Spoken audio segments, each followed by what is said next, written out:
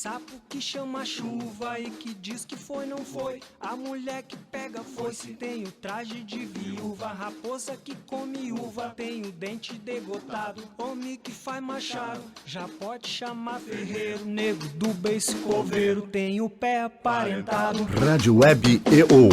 Aqui se faz, aqui se paga.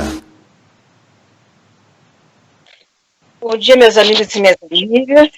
Nós estamos iniciando mais um Mimimi Cultural. Hoje, aproveitando o coronavírus, que a gente tem que tirar alguma vantagem desse vírus. Então, eu convidei Camila de Moraes, a cineasta e jornalista, diretora do filme O Caso do Homem Errado, e a Luana Garcia Ozemelá, que é economista e empresária. Ela tirou o doutorado em Aberdeen, no Reino Unido. Então, eu consegui reunir uma pessoa que está em Salvador e outra que está em Catar. Não, maravilha, a natureza, a internet é ótima. Vamos começar com a Camila. Camila, vamos primeiro ver a tua formação. Tu tiraste jornalismo na FAPA, foste cotista, né? E depois resolveste mudar de lugar. Tu já tinhas optado por ser cineasta durante o teu curso de jornalismo? Certo. Então, eu fiz jornalismo no IPA, e aí eu fui cotista de uma bolsa do Secune, que ele tinha uma parceria com a instituição para alunos negros, e aí eu consegui fazer toda a graduação com essa bolsa integral. Aí, durante o processo de jornalismo, a gente tinha algumas cadeiras de documentário e curta-metragem. A gente fez um curta na época chamado Mãe de Gay, que aí participou de um festival de Gramado, Festival Universitário de Gramado. E aí tem esse processo também, tem o processo da família, de ser filha de uma atriz, a Vera Lopes, tem o Paulo Ricardo, que é o meu pai, que é jornalista. Então, sempre vivi nesse meio cultural. E aí, depois que eu me formei, eu me mudei, logo que eu me formei, eu me mudei para Salvador. Aí, meu presente de formatura foi vir para Salvador para ver um show da Beyoncé. E aí, eu acabei depois cancelando a passagem de volta. E aí, já estou aqui há 10 anos. Meu Deus, meu Deus. Luana, quais são as diferenças culturais entre Catar e Brasil? Como é que tu conseguiste te adaptar ao Catar? Obrigada, Janice. Obrigada pelo convite, né? Primeiramente, para estar aqui com você e estar conversando um pouco sobre essa experiência que eu considero, assim, realmente um privilégio, né? Poder estar tendo essa experiência como as várias, assim, que eu tive ao longo da minha carreira, né? Eu sou atualmente CEO de uma empresa que se chama DIMA, Development Impact Managers and Advisors, que significa gestores e assessores em desenvolvimento de impacto, e é justo esse tema que realmente de desenvolvimento econômico que me levou para fora, né, do Rio Grande do Sul, para fora do Brasil. Eu já estou fora há 14 anos, eu já estou fora do Brasil, e já passei por vários países, né? Eu já passei pela Angola, eu já passei pelo Reino Unido, já passei pela Alemanha, já passei, ou seja, pelos Estados Unidos, ou seja, e já visitei muitos países na América Latina a trabalho, quando eu estava trabalhando para o Banco Interamericano de Desenvolvimento, né? E 2 anos e meio atrás, eu vim para o Catar, aqui em Doha, né, no Catar, cidade de Doha, por temas familiares. Meu esposo trabalha aqui, é engenheiro de petróleo aqui, mas eu ainda continuava, né, como funcionária sênior do BID, desenvolvendo projetos na América Latina. Então, ou seja, 1 ano e meio da minha vida aqui no Catar foi realmente, assim, como se eu tivesse ainda nos Estados Unidos e ainda na América Latina, porque eu trabalhava num fuso horário diferente, eu estou 6 horas na frente, né, do Brasil, e 8 horas na frente de vários estados dos Estados Unidos, por exemplo, então um fuso horário bem diferente. Aqui no Catar, a gente não trabalha nas sextas-feiras e trabalha nos domingos. Então, aí tu já está falando que eu tinha que estar num fuso diferente. Nas sextas-feiras eu tinha que trabalhar enquanto todo mundo aqui estava já, ou seja, curtindo o final de semana, né? Domingo eu tinha que estar trabalhando também. Então, ou seja, existem, com certeza, diversas diferenças culturais, algumas que são não tão expressivas, algumas que são bem expressivas, né? Ou seja, o Catar, por ser um país árabe e um país que é regido pela lei islâmica, que se chama Sharia, obviamente tem vários temas culturais relacionados a essas leis, que são bem diferentes do que no Brasil, mas tem certas coisas que talvez não sejam tão conhecidas, de diferenças culturais. Dá um exemplo, né? dá um exemplo. Por exemplo, aqui, lá no Brasil, quando tu diz que tu vai fazer alguma coisa, né, tu diz assim, tu vai vir aqui em casa, né, no domingo, tu diz sim, ou tu diz que não, ou tu diz talvez vou ver se eu posso ou não, e aí eu te dou. Aqui, eles sempre falam Inshallah, ou seja, se Deus quiser. E aí tu nunca consegue saber realmente se a pessoa vai ou não, entendeu? Então, por exemplo, esse foi uma coisa que realmente, assim, no início me incomodava, porque, tipo assim, tu quer fazer ou não quer fazer? Diz, né? Direto, e aí a gente não fica... Então, essa é uma coisa. E tem, ou seja, outras coisas relacionadas com negócios que eu achava que havia muitas diferenças, como olho no olho, tu se preocupar muito mais com a pessoa que tu está fazendo negócio do que com a empresa que tu está fazendo negócio, né? E isso são coisas, na verdade, a questão da família, isso são coisas que são bem similares com relação ao Brasil. Mas aqui tem outras coisas, por exemplo, que me incomodaram bastante, né? E ainda me incomoda, mas o Catar começou a fazer reformas bem importantes relacionadas a isso, é a questão da lei trabalhista, né? A lei Kafala, o sistema Kafala, que é um sistema que faz com que o empregador, por exemplo, seja totalmente sujeito das decisões do empregado. Por exemplo, no Brasil, se tu quer te demitir, tu te demite. Se tu quer mudar de um estado para o outro, tu muda, né? Mas aqui não. Para tu te demitir, o teu empregador tem que te dar uma carta de permissão. Então, é como se tu realmente tivesse um trabalho, assim, análogo, né? Não vou dizer a palavra escravo porque... Ou seja, não é igual, mas é tipo, tu perde totalmente o poder de agência sobre a tua carreira, sobre as suas decisões, né? Então, mas o Catar, pelo tema da Copa, né? O Catar vai receber o maior evento esportivo do mundo, que é a Copa Mundial em 2022, de futebol FIFA, e eles já estão reformando, existem várias reformas em relação a isso e estão modificando gradualmente, né?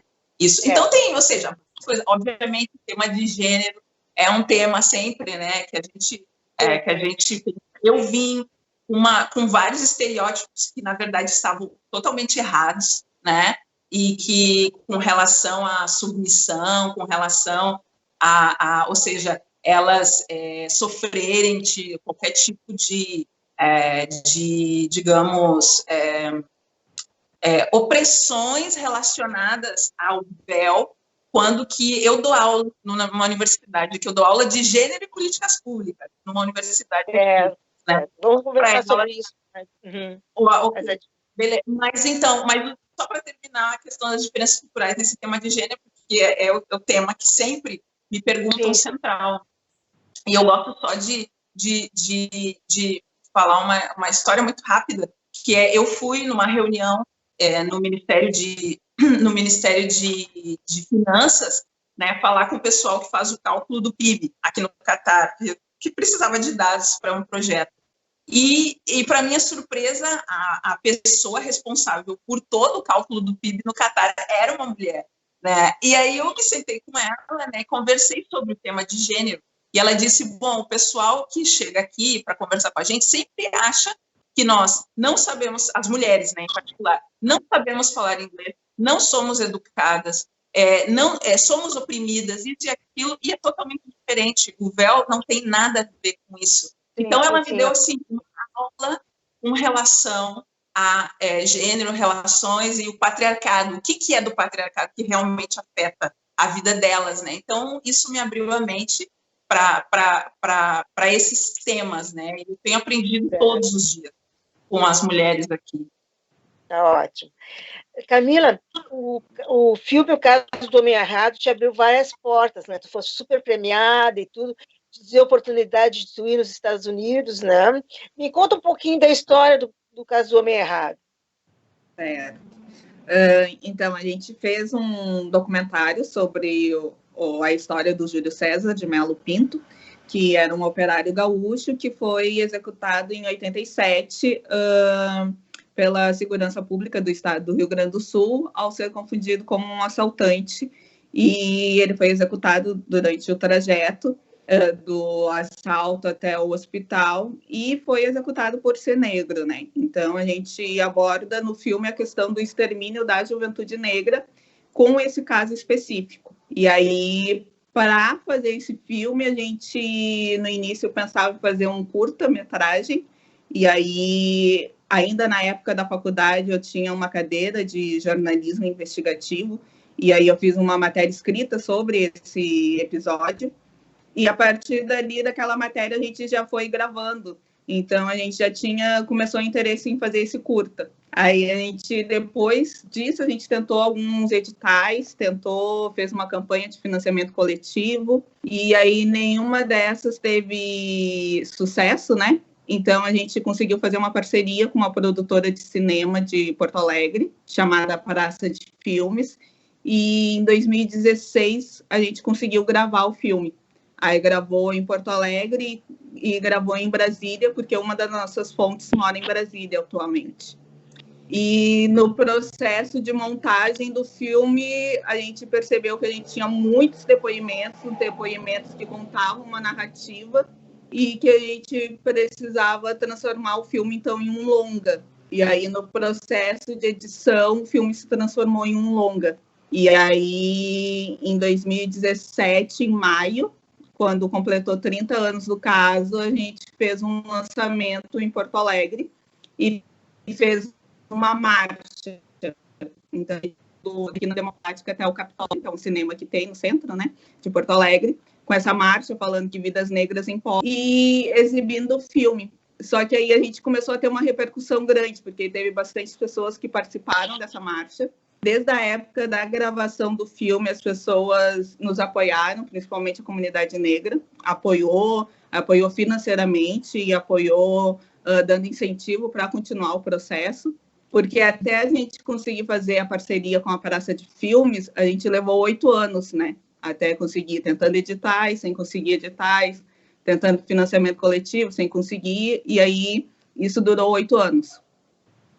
E aí, depois desse lançamento, que teve uma grande repercussão na mídia, a gente quis participar de festivais de cinema, porque tem um selo de qualidade, né, para o filme participar de festivais de cinema, e aí sai da questão de ser um filme alternativo.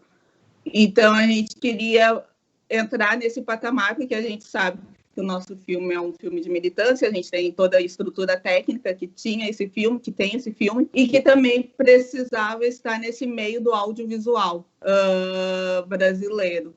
E aí a gente conseguiu participar o primeiro festival, a gente participou, foi do Festival de Gramado, aí no Rio Grande do Sul, e depois a gente foi para um festival em Punta del Oeste, que ganhou o prêmio lá do festival. Só que depois disso, os festivais não nos chamaram mais para participar. E aí a gente começou a perceber uma estrutura racista que existe dentro do audiovisual, que é quando quem é a comissão que seleciona os filmes, se esse filme for selecionado, se ele chega nesse patamar, quem é a comissão, quais são os jurados, quem são as pessoas que estão ali que consideram que um filme que fale sobre temática racial mereça receber algum prêmio. E se as pessoas que estão dentro desse mundo do audiovisual, que é um mundo muito fechado no Brasil, está disposto a discutir sobre isso e abrir mão de alguns privilégios. E aí a gente não conseguiu participar de mais nenhum festival. E festivais também são caros, né? Tem festivais que a gente tem que fazer inscrição e tal. A gente fez novamente uma campanha, e aí a comunidade negra foi a que nos apoiou. Aí dava recursos para a gente poder fazer a inscrição, até que a gente percebeu que tinha que mudar a estratégia, porque a gente não ia conseguir dar uma vida, uma trajetória para o filme se fosse daquele jeito. E aí a gente foi para o circuito comercial em março de 2018. E aí, quando a gente chega no circuito comercial, aí a gente conseguiu manter o filme em mais de uma semana nas salas de cinema em Porto Alegre, começou por Porto Alegre, e aí mostrava, e aí isso teve repercussão na mídia também, e aí mostrava que a gente tinha público e tinha pessoas interessadas em debater sobre essa questão do extermínio, a questão do racismo no Brasil, né? E com isso a gente foi fazendo circuito comercial em outros estados brasileiros e começou a fazer uma distribuição independente, porque a gente também tentou distribuidoras, porque um filme, a gente tem uma empresa chamada distribuidora, que ela pega o teu filme e coloca em todas as salas de cinema ao mesmo tempo. E aí isso também demanda recursos financeiros. E aí a gente não conseguiu essa empresa, a gente não conseguiu nenhuma empresa que fizesse isso. Umas nos cobrou um valor muito alto, outras falaram que não era o tema deles. E aí a gente apostou em fazer independente, porque a gente tinha um produto e tinha um debate para ser discutido. E fazer independente, a gente demorou um ano fazendo, a gente levou um ano fazendo circuito comercial e passou por 15 estados brasileiros, e aí em todos os estados a gente ia, foi mês a mês em cada estado, e fazia os debates iniciais. Então a gente circulou muito com esse filme, a gente teve um público muito bom nas salas de cinema, a gente nunca ficou menos de 2 semanas em cartaz. E aí, ficar uma semana para um filme comercial é muito tempo numa sala de cinema, porque tu precisa ter público, tu precisa garantir um horário bom para aquele filme, e se o teu filme não atingir uma bilheteria, um público numa semana, eles tiram teu filme da programação. Então, a gente tinha várias questões para negociar, para conseguir levar público. Em Salvador, a gente ficou um mês em cartaz, e todo dia a gente fazia algum debate, ou fazia debate com a imprensa, ou com o Ministério Público, ou com escolas. E isso foi o que foi levando o filme a ficar nesse circuito por um ano. E aí aí saiu a notícia, né, que em mais de 100 anos de cinema no Brasil, só 2 mulheres negras conseguiram colocar um longa-metragem em circuito comercial. Mas aí a gente vê as dificuldades que são, primeiro, para conseguir produzir um filme, que é muito caro, e depois para conseguir dar uma trajetória para esse filme. E a distribuição, que depois que a gente tem um produto, a gente tem que pensar na circulação desse produto. E nessa distribuição, aonde que isso vai passar, e que isso é bem difícil. Então, e é um absurdo, né? A gente tem mais de 100 anos de história, e aí só 2 mulheres negras conseguem ter longa em sala comercial, e sem o recurso que as obras cinematográficas têm, né? Que é mais de 100 milhões, 1 bilhão, a depender. E a gente faz isso sem esse recurso. Então, é toda uma trajetória muito diferente, muito desigual. Luana, tu estavas falando que é mais ou menos um mito, que é a desigualdade de gênero, né? Tu achas que lá, aí no Catar, as coisas em termos de gênero não são como a gente tem ideia no Brasil. E a desigualdade racial está presente no Oriente Médio? A desigualdade racial. Olha, no Catar, eles não coletam informação relacionada à raça-cor. Em nenhuma das pesquisas quantitativas que o Instituto Nacional de Estatística e Planejamento realiza. Né? Então, até fica difícil de dizer, por exemplo, qual o número de pessoas negras vivem no Catar. Né? A gente sabe que o Catar tem uma população muito pequena, é uma população de 2,7 milhões de pessoas somente, né? Ou seja, é uma cidade, é uma Porto Alegre e um pouquinho mais, entende? Não sei se já Porto Alegre já está mais que 2 milhões. Então, dessa população, somente 300 mil pessoas são catares, né? Ou seja, o resto são cidadãos de mais de 90 diferentes países que vivem aqui como expatriados, né? Então, o que a gente sabe é a população africana, né? A gente sabe que tem uma população africana significativa da Etiópia, do Sudão, da Nigéria, da Uganda, né? Então, ou seja, que são, ou seja, mais de 100 mil pessoas. Mas, ou seja, em termos da desigualdade racial, apesar de eu não ter feito nenhum estudo acadêmico ou pesquisa acadêmica relacionada com raça no Catar, e eu ter feito algum tipo de pesquisa e não ter encontrado nenhum pesquisador realmente fazendo trabalho nesse tema nas universidades aqui, eu em conversas, né, tanto com catares, que são negros, quanto com negros que não são catares vivendo aqui, né? E entre os catares, obviamente, eles dizem que sim, existe o colorismo, né? Quanto mais escuro, tu é considerado como um catari não puro, né? Aquele catari que migrou de anos atrás, né?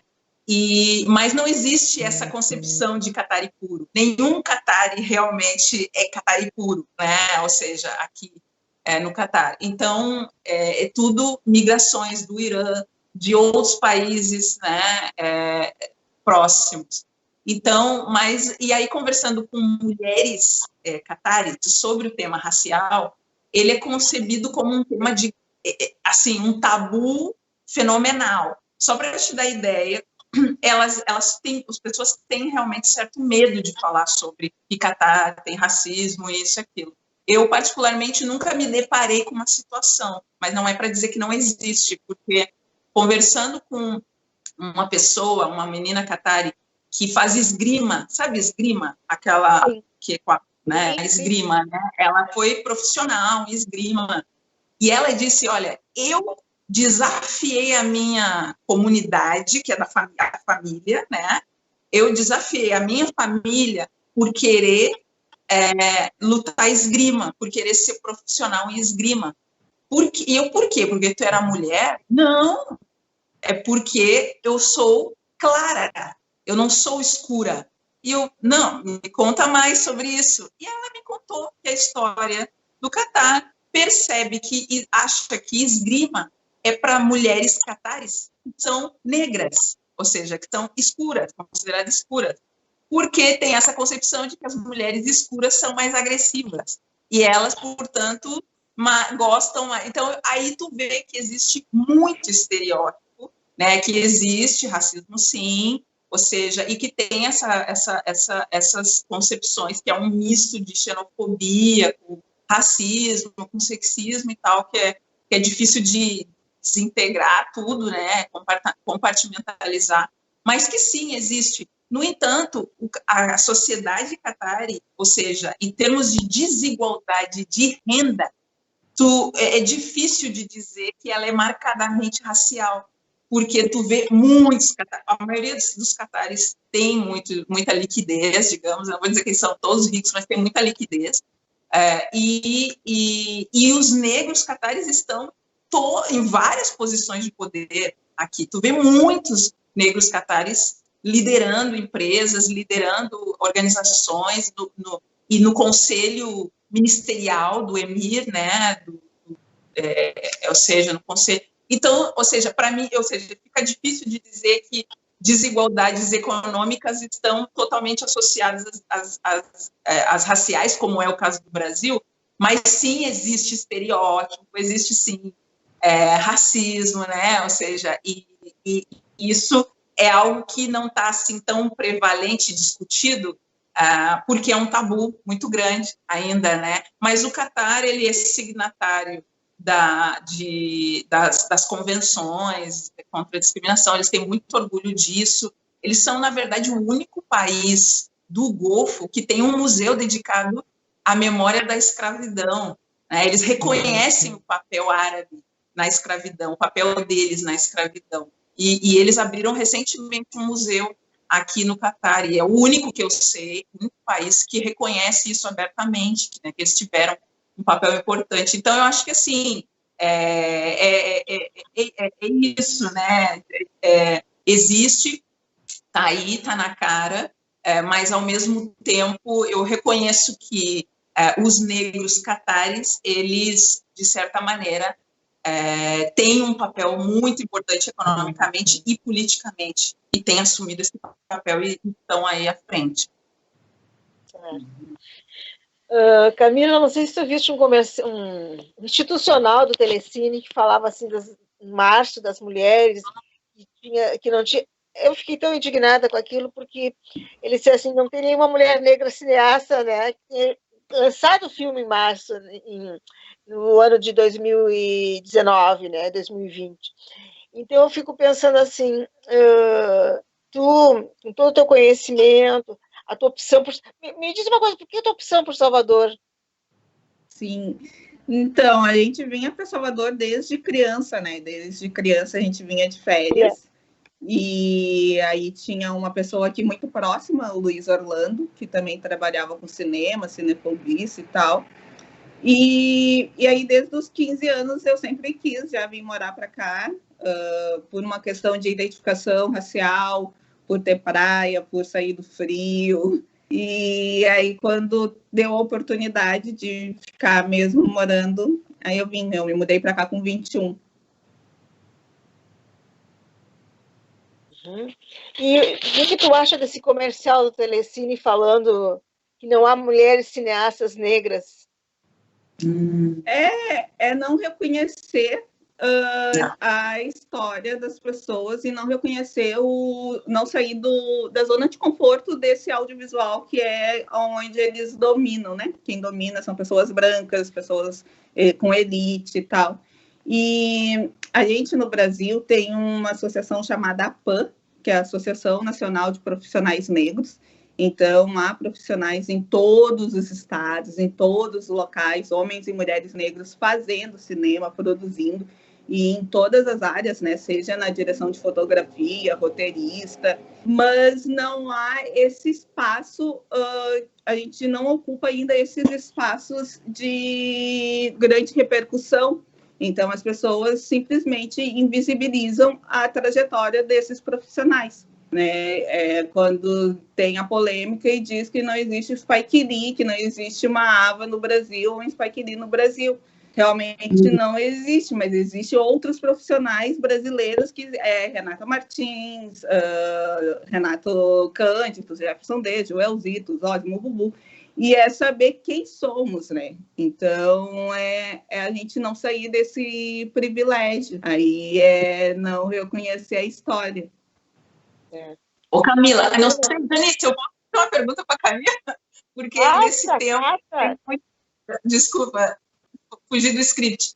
Ô, Camila, o que tu acha de uma... Ou seja, tem espaço no Brasil para uma plataforma de streaming voltada para conteúdo preto, ou seja, voltada para esses cineastas, ou tu acha que, ou seja, tem conteúdo suficiente que justifique uma plataforma, ou tu acha que isso tem que acontecer dentro das plataformas de streaming que existe, por exemplo, que nem o Netflix tem uma parte lá que é Nollywood agora, que é os filmes da Nigéria, né? Ou tem afro-americanos. Eu acho que o único que eu vi é o Nollywood e o Bollywood, né? É o da Nigéria e o da Índia, que eles fazem agora, eles colocam categorias, né, novas. O que tu acha disso? Existe conteúdo aí que justificaria algo específico?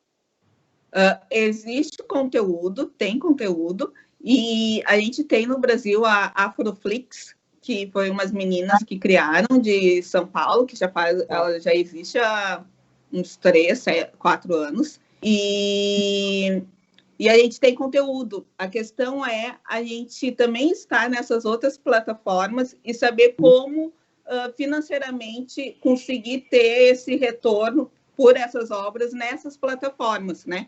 E como as meninas conseguem manter o Afroflix e como conseguem recursos para pagar pela exibição daquele conteúdo e como o valor das outras plataformas vai ser muito diferente. Tipo, se eu colocar um filme na Netflix, o valor que vai receber aquele conteúdo vai ser um valor alto, né? Porque já tem há tempos, eles têm patrocínio, eles têm outra base de financiamento ali que as meninas ainda não têm. Mas como a gente faz com que essa plataforma tenha esse recurso e que possa ter, porque conteúdo a gente tem para colocar.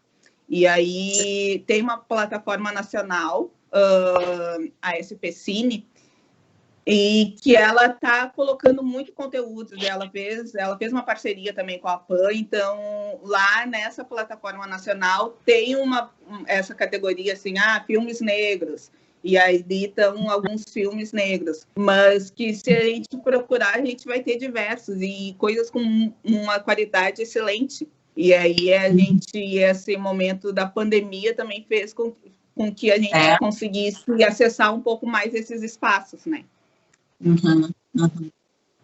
Isso reflete muito no afroempreendedorismo, que eu gostaria de saber, Luana, se tem assim um intercâmbio que tu trabalha, se é uma coisa do Catar, se é uma coisa do Brasil, me explica direitinho. Tá, eu explico. Então, na DIMA, nós estamos aqui no Catar, apesar de a gente ter sido criada, o conceito, né, Born Global, né, a gente nasceu global já, porque a gente tem tentáculos, assim, na África, em vários países na África, tentáculos na América Latina, não é só o Brasil, no Caribe, né, a gente tem tentáculos na Europa, ou seja, a gente trabalha, de certa maneira, global desde o início, né? E a gente se estabeleceu aqui, a sede, no Catar, já pensando nisso, porque onde o Catar se localiza, se tu olha para o mapa, abre o mapa, assim, o Catar está exatamente no meio, né, do mapa. Em 8 horas de voo, tu chega em 3 bilhões de pessoas, né? Ou seja, o Catar meio que cobre, assim, grande parte da população mundial, e bem próximo. Então, a gente considerou que aqui é um país neutro, de certa maneira, um país onde a gente conseguiria ter um raio de ação bem grande. Então, a nossa empresa, ou seja, está voltada a serviços de consultoria de apoio à internacionalização de empresas. Ou seja, a gente apoia empresas e não importa o tamanho, realmente, a gente apoia desde startups com boas ideias e bons projetos até empresas maiores, assim, né, como empresas super grandes de sapato que a gente está discutindo no Brasil, empresas agrícolas, de café, etc. A gente tem um portfólio bem grande, né, e é como internacionalizar para o Catar até agora e para os países do Golfo. E o que é isso? É realmente apoiar empresas que estão fora do Catar a entrarem nesse mercado, que é um mercado ainda muito fechado, apesar de eles terem feito várias reformas, né, e estão criado zonas francas que permitem que novas empresas possam ser iniciadas aqui sem a necessidade de ter um sócio catari, porque a lei do Catar exige, para te abrir uma empresa, tu tem que ter sociedade com um catari. Essa é a lei normal, ou seja, o catari tem que ter 51% da sociedade da tua empresa. Então, todo mundo que não é catari abrindo empresa aqui, a empresa não é tua realmente, é de um catari, entendeu? Mas é tu que está fazendo o trabalho. Então, eu consegui descobrir o caminho das pedras de maneira que eu consegui abrir uma empresa 100% propriedade minha, né? Que é através de uma zona franca, que começou não faz muito tempo. Então, eu abri a empresa dentro da zona franca. Então, como eu encontrei, e foi muito difícil, foi muito aprendizado, levou 1 ano e meio para eu aprender todos os processos, né, e tudo. Então, eu aprendendo esse processo e vendo que aqui tem certa liquidez, tem capital aqui que pode ser captado, tem incentivos fiscais, tem incentivos em questão de acesso a recursos não reembolsáveis, ou seja, tem vários incentivos aqui. E eu descobrindo isso, eu criei um pacote de serviços para apoiar outras empresas que queiram fazer o mesmo, né? Então, a gente foca em setores, o setor da agricultura, porque aqui no Catar eles têm um sério problema e uma séria necessidade de ter segurança alimentar. Tu sabe que aqui é um clima desértico, né? É um país pequeno, que a única fronteira que eles têm é com a Arábia Saudita. E a Arábia Saudita, já faz quase 3 anos, impôs um bloqueio terrestre, aéreo, econômico, político, ou seja, de seríssimo, que feriu os direitos humanos dos catares casados com sauditas, ou seja, feriu vários temas, e ainda está esse bloqueio. Imagina, da noite para o dia, um país como o Catar, uma península pequenininha, que dependia 80% dos seus alimentos vindo pela fronteira com a Arábia Saudita, já não podia mais, porque a Arábia Saudita cortou toda a exportação de alimentos. Catar, no outro dia, não tinha alimentos nas prateleiras. Então, eles tiveram que rapidamente desenvolver estratégias e começar a diversificar as parcerias internacionais, e começaram a fazer essa política massiva de atração de investimentos em empresas para produzirem alimentos aqui, para processarem alimentos aqui, etc. Então, eles estão ainda nesse processo. Agora, o Covid, obviamente, ampliou, né, a necessidade deles nesse sentido. Então, a gente busca trazer empresas que estão alinhadas às necessidades do Catar. E uma delas é a questão da agricultura. A questão da moda, das joias, estava muito em alta antes do Covid. A gente estava tentando trazer marcas de roupas, de sapatos, etc., mas agora deu uma desacelerada. Esportes, empresas de esportes são muito demandadas. Nós aqui da DIMA, nós temos o direito exclusivo de representar a Academia do Ronaldo aqui no Catar. Então, a gente promociona a franquia da Ronaldo Academy aqui no Catar, né? E em Bahrein, em Oman também, que são outros 2 países no Golfo. Então, a gente faz um pouco assim de várias coisas para apoiar a entrada de novas empresas brasileiras, empresas latino-americanas para o Catar. E a gente também tenta identificar projetos, né? Projetos de PPP, que são as parcerias público-privadas que estão buscando altos capitais, né? A gente, ou seja, busca, digamos, aproximar pesquisadores, né? Pesquisadores de universidades brasileiras que estão fazendo pesquisas, por exemplo, relacionadas ao setor agrícola, agropecuário, com os pesquisadores aqui, porque existe recurso disponível para desenvolver pesquisas, né, em conjunto. A gente busca startups também, startups relacionadas a esses setores, porque tem aceleradoras aqui, e as aceleradoras precisam de empresas, né, eles têm espaço, têm recursos, e a gente está buscando também trazer as startups. No setor da Camila, da diretora Camila, especificamente, esse setor de cultura, a gente tem uma área que a gente gostaria de fortalecer, que é a parte de indústrias criativas, porque o Catar, eles têm muita curiosidade sobre ativos culturais de outros mundos. Eles têm consumido demais ativos culturais ou cultura dos Estados Unidos e do Reino Unido, né? Porque o Catar era uma colônia do Reino Unido, né? E os Estados Unidos têm muita influência aqui, porque a maior base militar fora dos Estados Unidos está no Catar. Não sei se vocês sabem, está aqui no Catar, faz um pouquinho, alguns quilômetros aqui de casa. Exatamente, então, pela localização dele geográfica, né? Exatamente. Então, do outro lado da península está o Irã, né? Atrás do Catar está a Arábia Saudita, e está aqui no meio. Mas, então, é muita influência cultural desses 2 países, né? E a gente está tentando ser como trazer um ar novo, né? Trazer algo mais interessante, mais colorido, mais inspirador, que é a nossa cultura latino-americana, a cultura brasileira, aqui para o Catar, seja em filme, seja em música, seja em teatro, etc. Então, aqui tem museus muito legais que estariam super interessados em exibições, etc. Então, a gente está buscando, né, ver como que a gente faz para aproximar os continentes. E é um pouco disso, assim, que a gente faz. Não sei se tu quer que eu entre no tema dos afroempreendedores ou se depois a gente entra. Vamos falar primeiro para a Camila.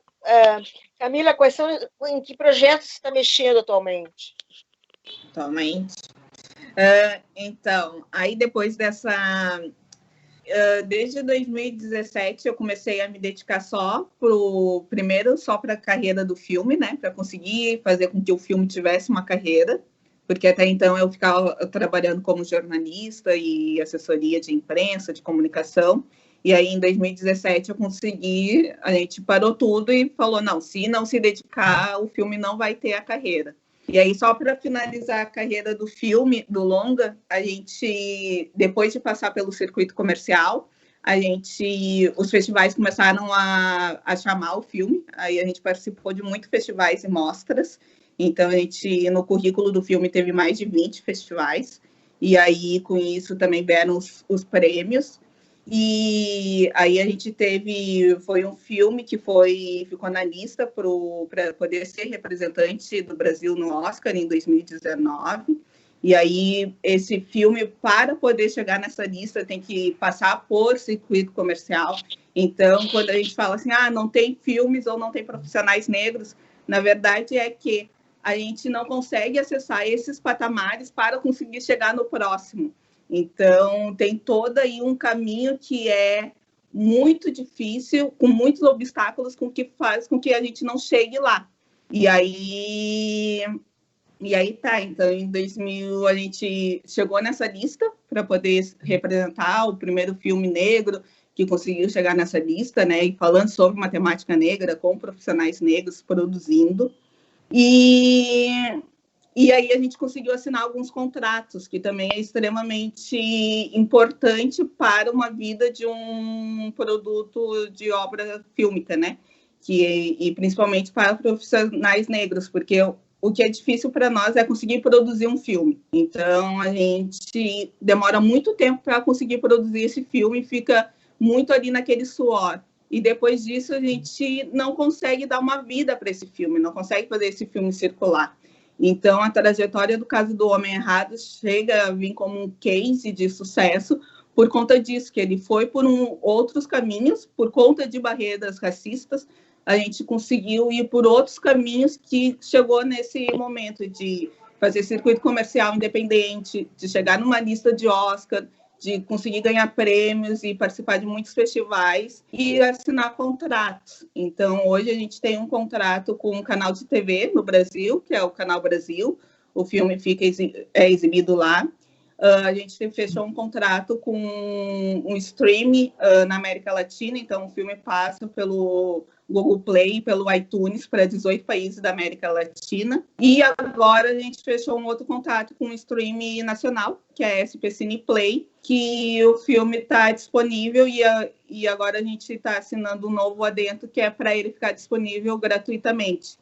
Então, em rede nacional, aqui no território nacional, o filme vai ser possível ser acessado gratuitamente. E aí é essa a trajetória que a gente ainda tem para o Caso do Homem Errado, que é uma trajetória que a gente não imaginava, não pensava que teria isso, e que foi assim, a gente conseguiu fazer um debate sobre a questão do extermínio da juventude negra e conseguiu fazer um debate sobre os profissionais negros dentro do audiovisual. Então, isso foi bem importante também, porque as pessoas começaram a debater muito sobre a presença desses profissionais negros no audiovisual. E aí, a partir disso, eu comecei a direcionar muito a carreira para esse lado do audiovisual, né? Então, agora a gente foi para um outro lado para fazer ficção, tentar produzir uma ficção.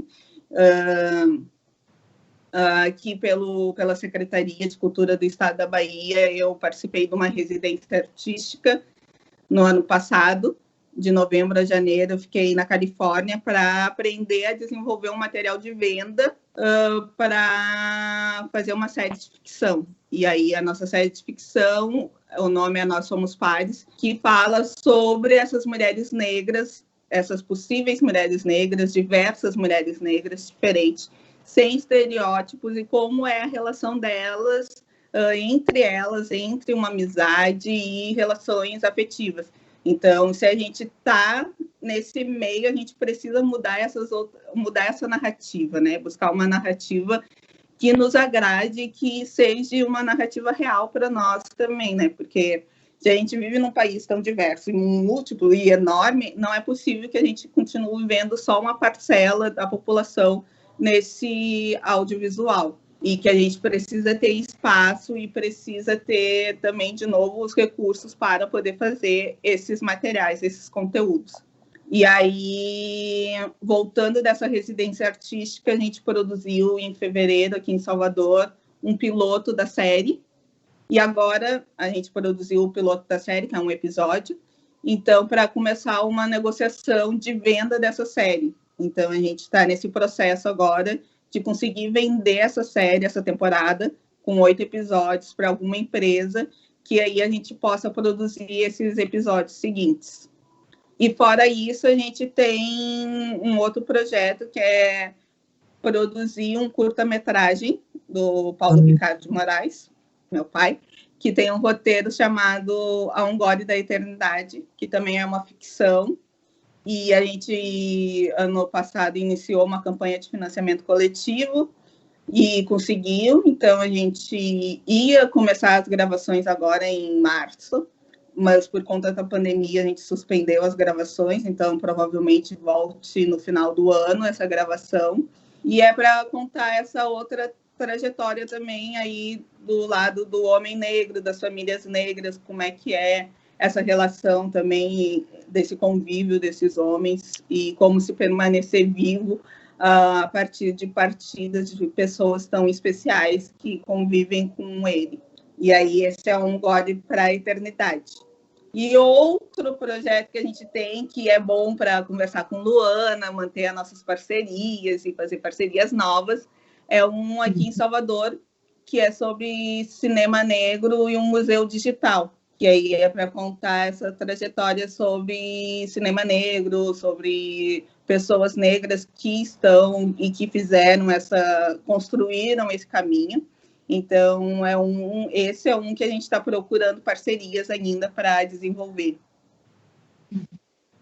Nós estamos nos encaminhando para o final do programa. Então, eu pediria para a Luana falar um pouco sobre afroempreendedorismo e o que ela tem feito em termos de palestra, de curso, como é que funciona o modus operandi. Poderia falar, Luana? Sim, claro que sim. Bom, eu acho que, acho que a gente já está quase chegando ao fim, eu já vou ir meio que fazendo uma conclusão nesse sentido, porque esse tema do coronavírus é algo que realmente está tocando a todos nós, né? Acho que tanto no emocional quanto no econômico, no de relacionamentos, etc.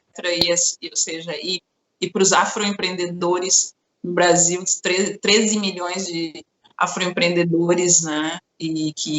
Onde 12 milhões estão sozinhos, né? Isso, nos seus empreendimentos, ou seja, para eles a situação assim é de certa maneira crítica, mas eu queria deixar mais assim, era uma palavra mais de encorajamento, porque eu ouço falar muito, é um ano perdido, né? Algumas pessoas estão até dizendo, é uma década perdida. Eu acredito muito que a gente tem que poder ver as oportunidades, agarrar as oportunidades e criar as oportunidades, né? Eu sei que, ou seja, a gente sabe que existe aí muitos movimentos em termos, ou muitas discussões. Eu sei que o cenário político no Brasil está pegando fogo nesse momento, mas a minha preocupação é realmente como fazer com que a informação chegue no afroempreendedor, para que ele consiga rapidamente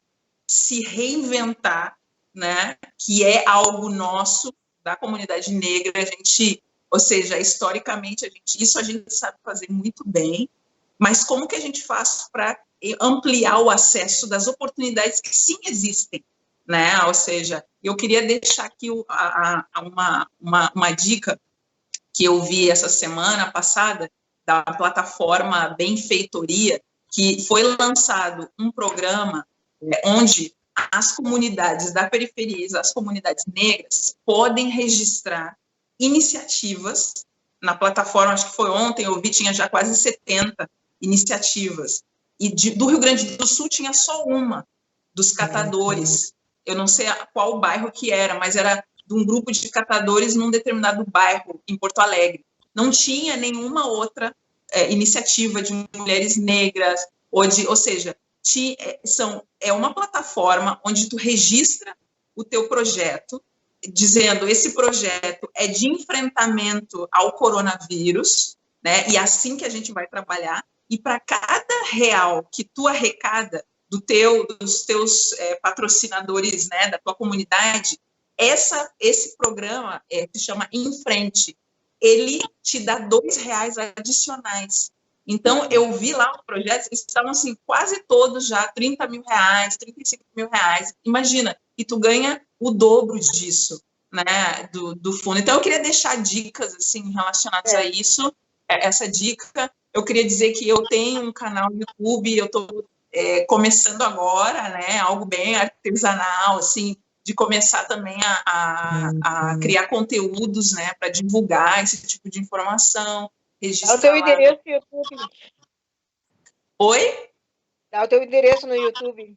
No YouTube é Luana Ozemela, se tu buscar Luana Ozemela, eu tenho um também, Dr. Luana, mas se tu procurar Luana Ozemela, vai vir lá o meu canal, e eu estou agora produzindo esses vídeos, vou começar vídeos sobre economia da discriminação, ou seja, como é que é a questão das desigualdades raciais, como é estudado isso, relações raciais dentro de economia, porque a gente fala muito dentro da sociologia e até das ciências sociais aplicadas, mas economia é outro mundo, tem outro enfoque, de certa maneira, tem certas coisas que me envergonham de como os economistas olham para esse tema, e eu estou querendo falar sobre isso, e eu acho que eu encontrei um espaço, enquanto eu ainda não publico nada em termos de livro, publiquei em jornais, mas em livro eu vou começar a publicar vídeos, e gostaria muito de ter esse intercâmbio, né, de saber o que o pessoal quer escutar, o que eles querem aprender sobre a minha trajetória em desenvolvimento internacional, né? Então, tu te despede do nosso pessoal que está assistindo. Então, tá. Isso. Não, então, é mais... Então, eu vou passar para Camila. Camila, as suas considerações finais do programa. Eu agradeço o espaço, agradeço a conversa com vocês, e é muito bom a gente poder ficar, mesmo distante, mas juntos, e fazer esse intercâmbio, né? Saber aonde... Porque no momento que eu estou aqui produzindo, eu também não sei aonde achar essas oportunidades. Então, se a gente tem uma Luana que sabe aonde estão esses acessos, a gente conseguir fazer esse elo, né? Saber que cada um tem uma expertise que a gente pode unir e produzir mais. Então, esse espaço é extremamente importante para isso, para a gente conhecer os trabalhos e ver quais são as oportunidades que a gente tem, né? Conseguir acessar essas oportunidades. E aí, muito obrigada, gente. Obrigada pela conversa. E é isso. Bom, meus amigos e minhas amigas, no próximo Mimimi Cultural teremos a presença de Cosete Castro, psicanalista e pós-doutora em comunicação, e a jornalista Santa Irene Lopes, que é da diretoria executiva do Fórum de Mulheres do Mercosul, aqui no Rio Grande do Sul. Até lá e boa sorte para todo mundo. Vamos superar o coronavírus, não é mesmo?